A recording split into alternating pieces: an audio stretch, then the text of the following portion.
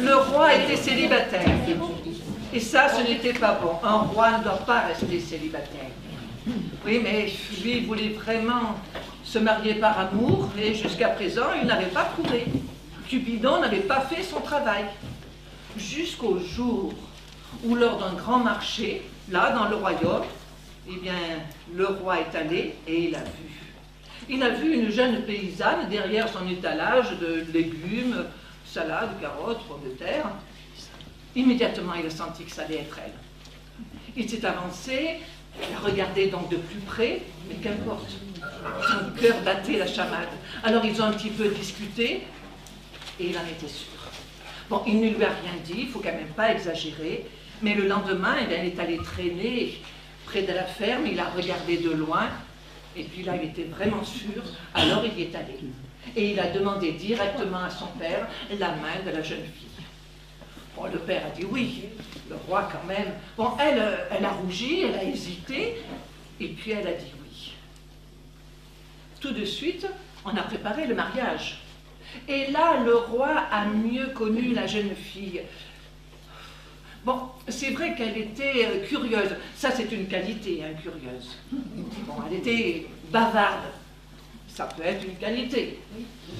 Mais c'est surtout qu'elle mettait son grain de sel dans les choses du royaume. Chaque fois qu'il prenait une décision, il fallait qu'elle se la ramène. Alors, la veille du mariage, il lui a bien dit « Mamie, mais je t'aime à la folie, tu le sais. Mais je regrette, je serai intraitable. Si, quand je ferai un jugement ou que je prendrai une décision importante pour le royaume, tu oses me contredire ou dire quelque chose qui va à l'encontre, dès le lendemain, tu iras à la ferme. » À partir de ce moment-là, elle a bien fait attention à ce qu'elle disait. Or, voilà qu'une fois par an, dans ce royaume, il y a une grande fête, avec énormément d'artisans, de commerçants, d'agriculteurs, la foire. On a mis un grand hangar pour que tout le monde mette le matériel avec qui il est arrivé, et même les bestiaux.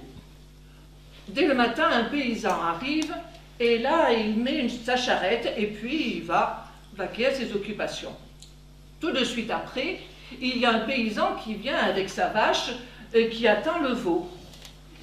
L'idée était de la vendre, mais non, elle est trop fatiguée, il préfère la laisser là, sous le hangar. Et lui aussi, il va à la foire. Le soir, le premier paysan revient pour prendre sa charrette, et qu'est-ce qu'il voit juste là en dessous? Le veau. Bah, ça alors, ma charrette a fait un veau. Mais viens donc là, toi. Mais tout de suite après, eh bien, il y a le paysan à la vache qui arrive, et qui se rend bien compte que sa vache a dû faire le veau. Alors, il cherche, et il voit le veau sous la charrette. Elle dit, viens là, mais qu'est-ce que tu fais? Viens donc t'étais ta mère. Qu'est-ce qui te prend? Si ce veau est sous ma charrette, c'est ma charrette qui a fait le veau. Attends, c'est pas possible. C'est pas possible. Ce matin, j'ai mis ma vache qui attendait le veau. Là, je vois bien qu'elle l'a fait. Il y a un veau qui est là, ça peut être que celui de ma vache. Et alors, tu y étais? S'il n'y a pas de témoin, je regrette. Moi, je vois le veau sous la charrette elle est à moi, c'est sûr que le veau est à la charrette, hein, donc à moi, je regrette. Et bien sûr, tous les deux qui commencent à se disputer, oulala, on vient autour d'eux, et on dit, écoutez, demain, il y a le roi qui donne justice, vous exposerez votre cas, et il dira ce qu'il faut faire. Le lendemain matin, les deux paysans se présentent devant le roi et la reine. Et ils expliquent. Le roi est obligé de dire que ça demande réflexion. Et d'ailleurs, il réfléchit. Est-ce qu'il y a eu des témoins? Non, il n'y a pas eu de témoins. S'il n'y a pas eu de témoins, rien ne prouve que ce n'est pas la charrette qui aurait fait ce veau. Enfin, roi, si je peux me permettre, ce n'est pas possible. Une charrette, elle ne peut pas faire un veau. Jusqu'à présent. Mais tout change, tout va tellement vite.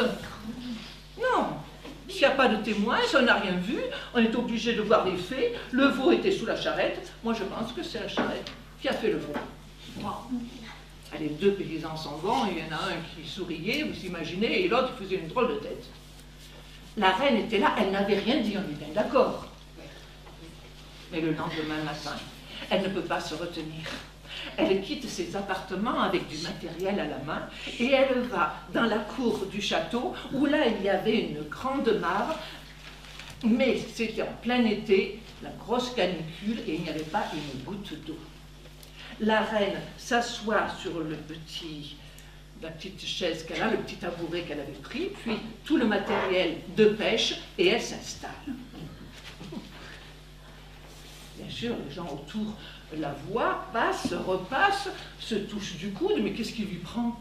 C'est quoi qu'elle va prendre un poisson? Il n'y a pas d'eau, elle ne peut pas prendre un poisson. Elle a perdu la tête. Et on se met à sourire, à rire, à prendre des fous rires, et du coup, le roi, là-haut, dans ses appartements, il entend, il veut regarder qu'est-ce qui se passe, il ne comprend pas trop, il descend. Qu'est-ce que tu fais là? Enfin, tu vois bien que tu te ridiculises. Bah, écoute, hein, si une charrette peut accoucher d'un veau, eh bien, je pense que moi, je peux prendre un poisson dans une mare où il n'y a pas d'eau.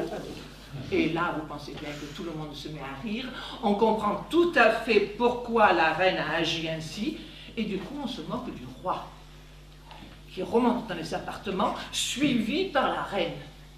Le roi est très en colère, il lui dit « Je regrette, tu as mis ton grain de sel dans mon jugement de hier, demain, tu seras chez toi. Par contre, tu sais comme je t'aime, j'accepte que tu prennes dans le château ce que tu jugeras le plus précieux pour toi. Et c'est tout, chez toi et que je te vois plus. »